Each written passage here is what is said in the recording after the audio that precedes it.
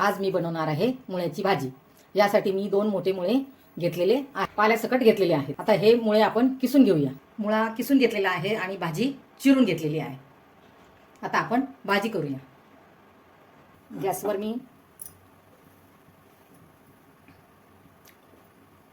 Pan ठेवलेला आहे गरम करायला। आता त्याच्यामध्ये आपण एक पळी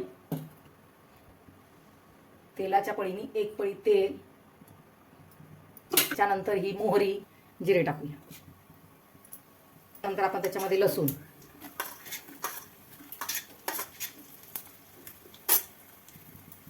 हिरवी मिरची,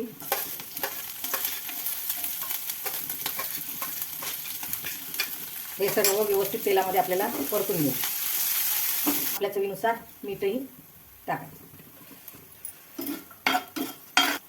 त्याच्यामध्ये आता आपण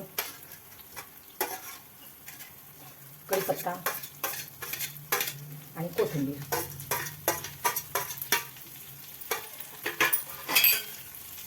हे पण व्यवस्थित परत। आता याच्यामध्ये आपण थोडीशी हळद टाकणार आहोत आणि ही भिजवलेली हरभऱ्याची डाळ त्याच्यामध्ये ॲड करायची।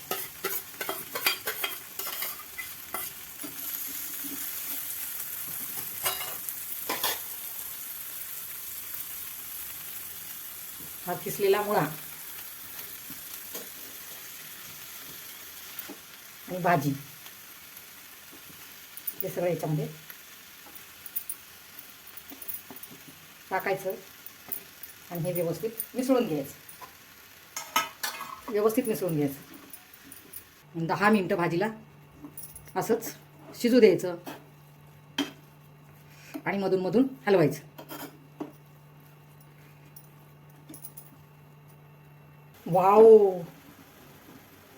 किती छान घमघमाट सुटलाय भाजीचा।